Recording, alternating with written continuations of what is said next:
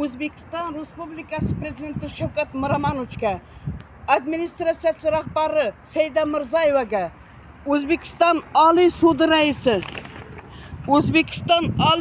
raisi Baxtiyor Islamovga, O'zbekiston Respublikasi administratsiyasi prokuratura ustidan nazorat qiladigan Daniel Baxtiyorovich Qadirovga, O'zbekiston Respublikasi bosh prokurori Nigmatilla Yo'ldashevga bir necha bor video murojaat va arizalar tashlagan bo'lsam-da, haligacha natija yo'qligi sababli hozirgi vaqtda hech bir qonun ustuvorligini ta'minlamaganligi sababli Haqiqat.uz portali orqali voqea joyiga borib tekshirilganligi hamda uni O'zbekiston Respublikasi bosh prokuraturaga, O'zbekiston Oliy sudiga, O'zbekiston Ichki ishlar vazirligiga hamda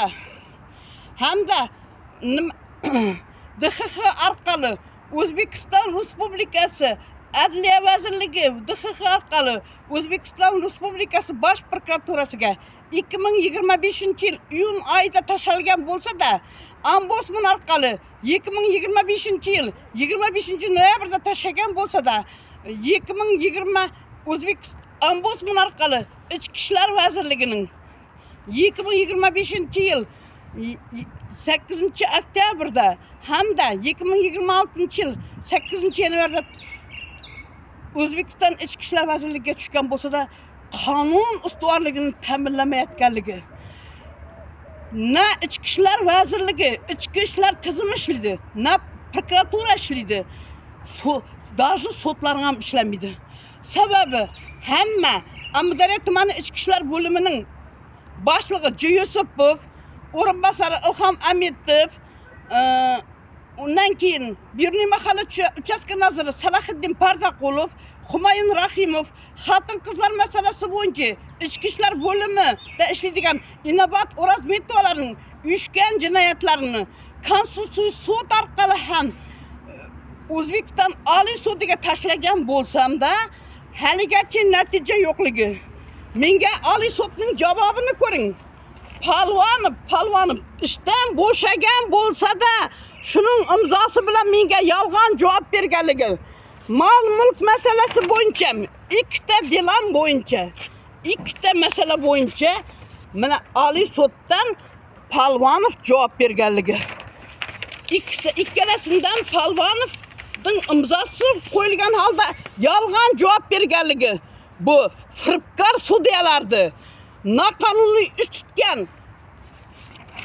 Oliy sud raislarini nima qiladi bu? Nima bo'lardi vazifasi?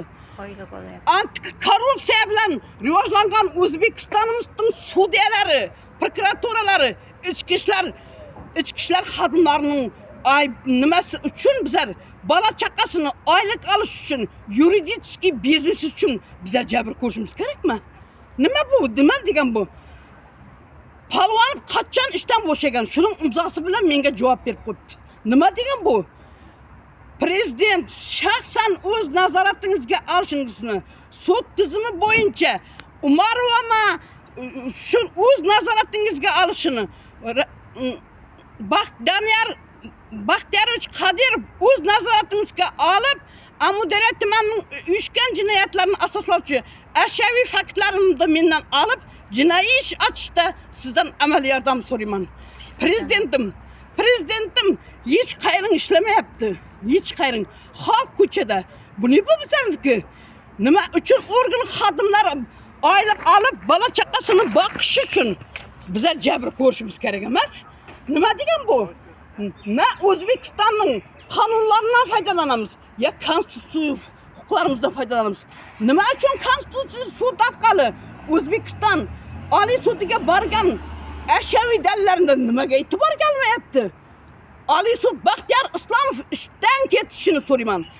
Men bu Palvonovning ishdan ketgan bo'lsa-da, shuning imzosi bilan menga yolg'on javob berganligi ikkita masala bo'yicha qonuniy javobgarlikka tortishingizda Sudyalar Oliy kengashi Xalmumin Yodgorov sizdan asoslangan javobni olaman. Mana O'zbekistonning holi Nima bu? Qonunlari, konstitutsiya. Nima biza konstitutsiya huquqimizdan foydalanmaymiz? Qancha vaqtdan beri yuribmiz mana? Nima degan bu gap? Prezidentim hamma tizimdagi, ichki ishlar tizimidan, prokuraturadagi tizimdan, keyin sud tizimidan ham barcha xodimlarimizni almashtirishni so'rayman. Bo'lmasa bu korrupsiya ham rivojlanaveradi, boshqasi ham rivojlanaveradi. Eski xodimlarimiz ishlab tursa, xalq ko'chada yuraveradi. Sizdan mening iltimosim shuki, hamma tizimdagi xodimlarimizni almashtirishni iltimos qilaman. Hech qayerda ishlamaydi. Men bu Palvanovning ishdan bo'shasam, uning javobi bilan menga javob berganini qarang bularning. Nima deyish mumkin buni? İşlagan yo'q deng. Hech qayerda ishlagan yo'q. Shuning uchun meni o'z nazoratimizga olishda Amudaryo tumani ichki ishlar bo'limining jinoyatini ochishda sizlardan amaliy yordam so'rayman.